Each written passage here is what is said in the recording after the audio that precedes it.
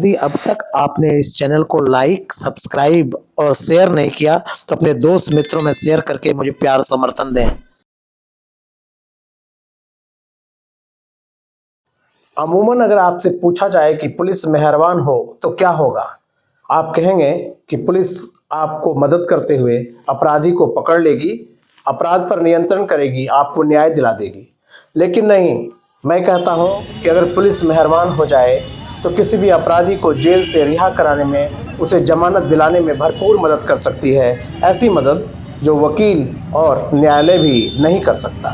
मैं रुपेश सिंह एक बार फिर आप सबको प्रणाम और नमस्कार करता हूं।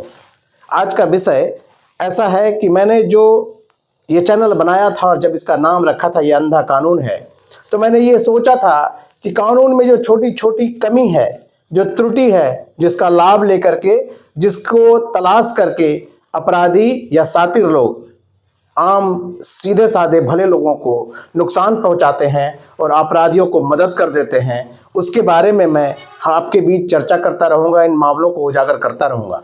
और इसलिए आज का विषय मैं आपके समक्ष लेकर के आया हूं।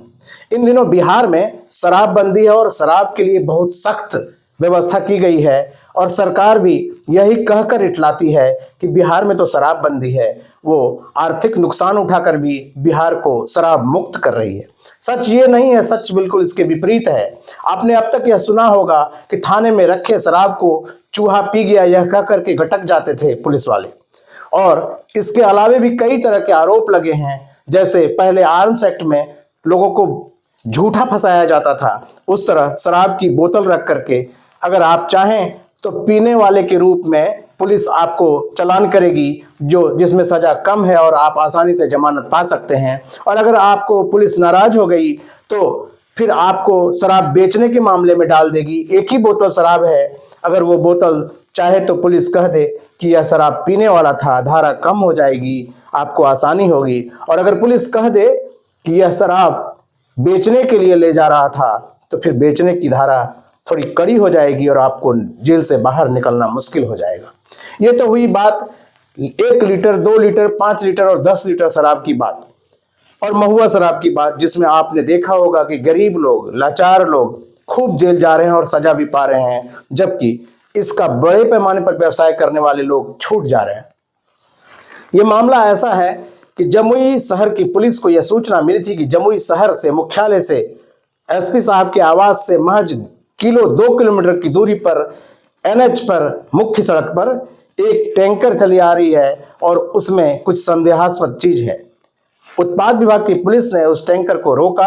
अशोक लीलैंड की यह गाड़ी, जिस पर इंडियन ऑयल लिखा था और यह तेल का टैंकर था, इसको रोक करके जब जांच शुरू हुई तो पता चला कि इस टैंकर में तेल की जगह कार्टून में शराब की बोतलें रखी हुई थी और विदेशी शराब की बड़ी खेप वहां मौजूद थी, जो लगभग 3500 लीटर के करीब शराब जांच करने के बाद पाई गई।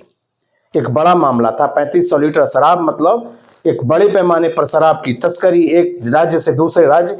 कहा जाता है कि झारखंड से यह शराब देवघर से लेकर के बरौनी, बेगूसराय ले जाया जा रहा था।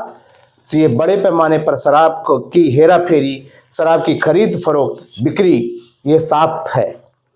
पुलिस ने इस मामले में जो ड्राइवर फेकू यादव है उसे गिरफ्तार किया। वह देवघर के देवीपुर का रहने वाला था। मामला आया गया हो गया और फिर अचानक उस फेकू यादव को पिछले शुक्रवार को जमानत हो गई। अब आपको आश्चर्य होगा कि 10 लीटर की शराब में भी लोग महीनों झूल जाते हैं, उनको जमानत नहीं मिलती क्योंकि शराब के कानून बहुत सख्त हैं। वैसे में फेकू यादव को कैसे जमानत मिल गई, जिसके पास से लगभग 3500 लीटर विदेशी शराब एक टैंकर में जब्त किया गया था, जो साफ प्रमाणित करता है कि शराब की बड़े पैमाने पर सोची समझी साजिश के तहत तस्करी हो रही थी। यह मामला ऐसा है कि पुलिस मेहरबान हुई, जो मैं आपको कह रहा था।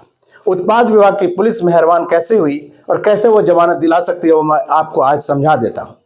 दरअसल कानून में जो धाराएं हैं उनमें से कई धारा ऐसी है जो न्यायालय के गलत करने पर, पुलिस के गलत करने पर उसे जिम्मेवार नहीं ठहराती है।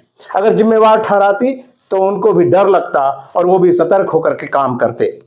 दरअसल पुलिस ने 90 दिन की जो अवधि है, 90 और 60 दिन की 2 अवधि है, जो पुरानी धारा दंड प्रक्रिया संहिता सीआरपीसी की धारा 167(2), इसमें यह था कि 60 दिन और 90 दिन अलग अलग धाराएं और अलग अलग संज्ञेय असंज्ञेय अपराध के मामले में 60 और 90 दिन के अंदर जब अभियुक्त को गिरफ्तार किया जाता है तो पुलिस अनुसंधान पूरा करके आरोप पत्र समर्पित करती है न्यायालय में, और अगर नहीं करती है तो उस पुलिस वाले पर क्या कार्रवाई होगी।